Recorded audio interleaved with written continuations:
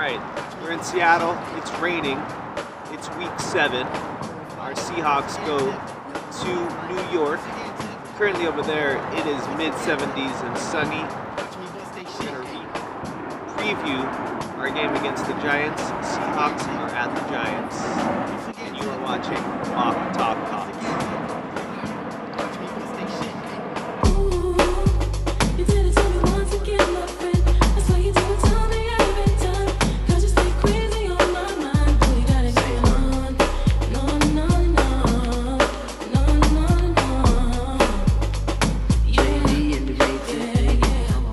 All right, back again with John. He's back from vacation. Tell him where you went. Oh, I went to the Dolphin game in Miami last week. Yeah. It was like the hottest weather I've ever been in my life.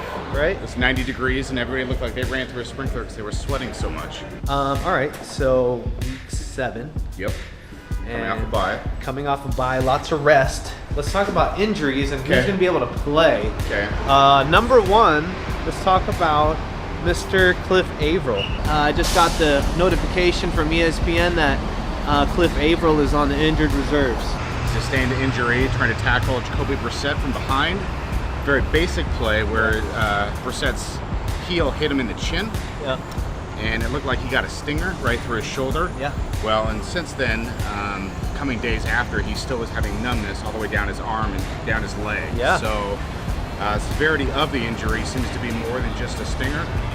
So where there's actually could be nerve damage to his spinal column.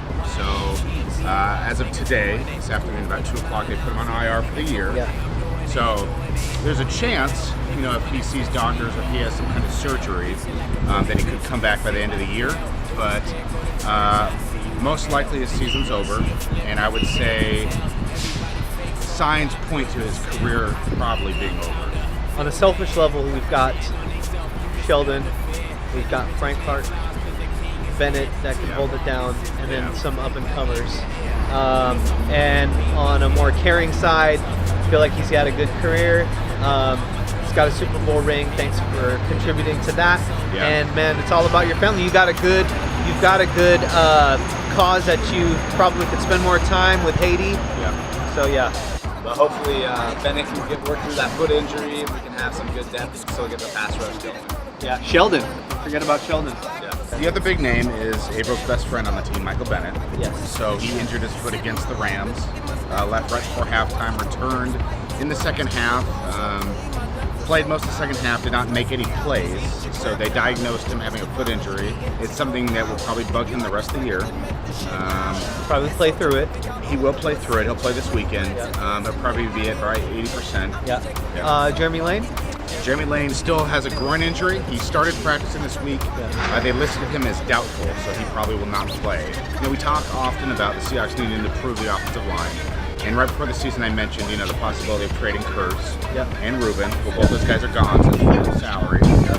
Lane would be the other one. So a week from today, right, will be the last few days before the trade deadline. The trade deadline is on Halloween, or maybe it's the day before. One of the 2 days. All right. So what they could be doing is they could be nursing Lane to get healthy enough to possibly trade him or move that salary. The thing to remember is, not this week, but possibly as early as next week, Deshaun Shedd will be back practicing. With That's right. Yeah, that's another one. Yeah, Okay. so that's all the more huge.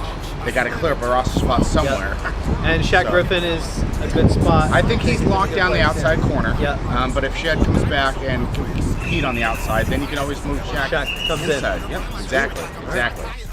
Is Cam, Jeremy Lane, Sherm, of course, EP3, and then Byron Maxwell. So after this year, after the Super Bowl, Byron Maxwell got signed to, I think he went to Philly, and then from Philly he just the system didn't work there, and I believe last time I saw him he was in the Miami Dolphins jersey, but he's included in the Legion of Boom. Today we got Shaq Griffin, which I think he's pretty awesome.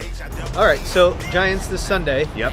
At New York. Yep, in the Meadowlands. In the Meadowlands or at New Jersey, wherever you want to say. It is. They play New Jersey, technically. Yep. Okay. How are they looking? I mean, they won against the Broncos. So to me, I would say it's good news that they beat the Broncos because you never want to play a team that's desperate. Their O-line's not good? No, their O-line's terrible. Okay, this last game they kind of stepped it up and were able to run the ball against Denver, but their O-line's about as bad as ours, so hopefully we can get after them. right? So since they got that first, the monkey off their back, so to speak, and got that first win, they won't be playing as desperate. Yeah. Right. The thing with the Giants is last year they fixed their team by signing a bunch of free agents. Okay. They threw a lot of money in Olivier Vernon, who they got from the Dolphins, who came off a career year with the Dolphins. He had 18 sacks. Okay. The good news is they've ruled him out. He will not be playing against the Seahawks. Oh, okay, that's great. Okay. On the other side of him is Jason Pierre-Paul, Yes. who most people probably know from his Club hand. club hand from his fireworks from the 4th of July a couple years ago. Now he got a new contract in the offseason, right? And he'd underperformed until this last week. And if you watched the game last Sunday, Chris Collinsworth, the analyst for NBC, said that this is the game they need JPP to step up if they're going to win. And Jason Pierre-Paul produced 3 sacks. Yeah, nice. So my guess is they will have him lined up against Riso Diambo and try to terrorize him. Yeah, I think with Jokel out, it's going to be tough. Hopefully we can get the ball out quick.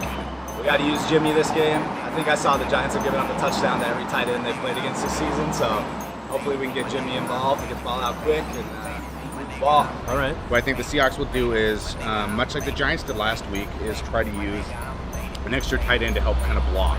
And that's what they did last week to help Eli Manning. I think the Seahawks will do kind of a similar deal. That'll be Luke. That will be Luke Wilson, yes. I think you'll see a lot of him try to help on Jason Pierre-Paul. Because if you can slow him down, especially knowing that Olivier Vernon's not playing, Russell should have more time to play. Oh, that's great. That's great. So in turn, that should help Russell throw the ball to, if Luke is blocking, then we do another second tight end there, and Jimmy's off to the races. Yeah, if they line up in line. I mean, who knows exactly what the plan is? Yeah. The one thing I'll say as a Seahawks fan that's exciting, right, is that there's nowhere the Seahawks play outside of CenturyLink as well as when they play in New York. New York, yeah. Yeah, they're 3-0 in the stadium. It includes the Super Bowl win. My wife and I went to the game last year against the Jets. Okay. It was a hard game to score. I mean, really looked a lot closer than the game actually was. Yeah. The year the Seahawks went to the Super Bowl, they played the Giants there, and they beat them 25-0. That was Sherman had 3 picks that game. Earl Thomas tip. Yep, we had 5 picks total. Yeah. Yeah. That was a massive. Yeah, so Seahawks, whatever reason, maybe it's just being in the Big Apple and the bright lights, they really like playing there. Good luck on that field, I would say, probably. I don't know. All right, so let's go to fantasy for this week. Okay. Tell me if you would sit, or tell me if you would start these peeps. Seahawks fantasy. I almost know what you're going to say already, but sit or start the Seattle defense.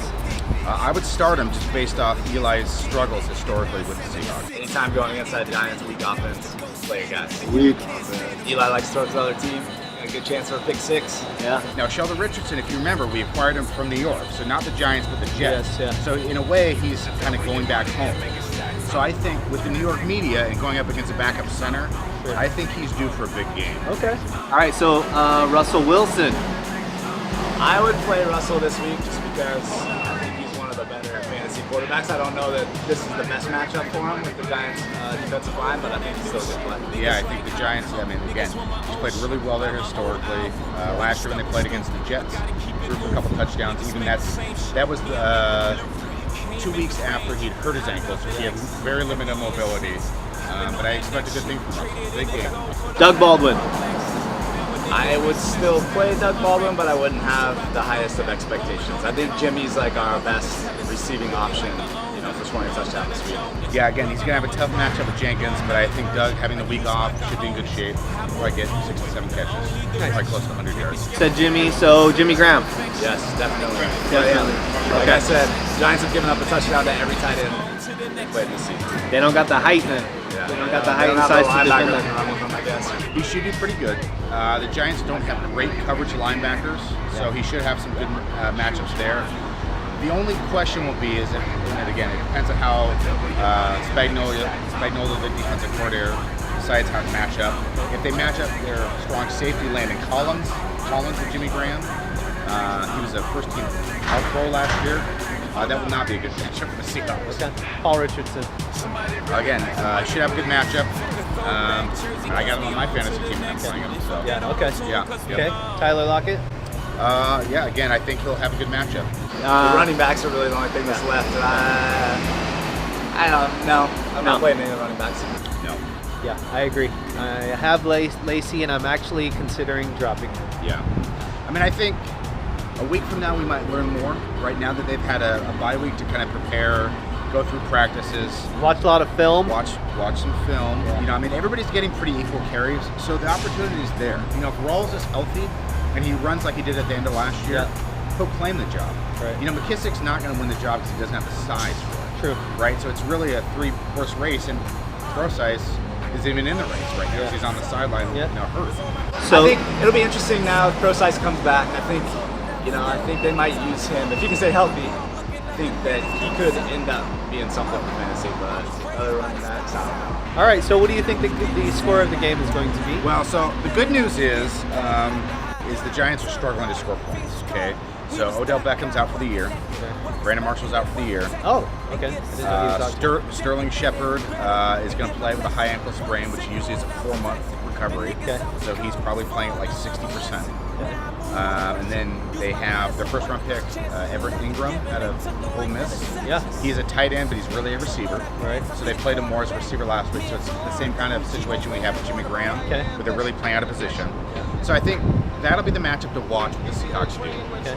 If the Seahawks can stop him, I just don't see the Giants moving the ball much. I'm gonna go 27-17. So what's the score? I'll say 23-10 Seahawks. 23-10. Yeah. Okay. Go Hawks. Go Hawks. Go Hawks. Go Hawks. Go Hawks. So people know the game's actually on CBS this weekend, even though it's 2 NFC teams. Good call, CBS. So Yeah. whatever rare. channel that means on DirecTV Yeah. and Channel 7, I think, for everybody. Yeah. Okay. Yeah. Perfect. You did it! Shout outs to you.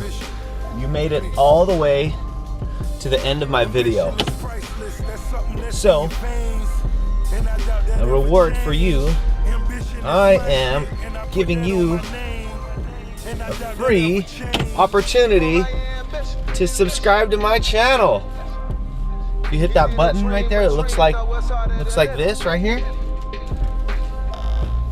You get to subscribe to my channel for free. Okay, the jig is up. Subscription is free. Subscription has always been free.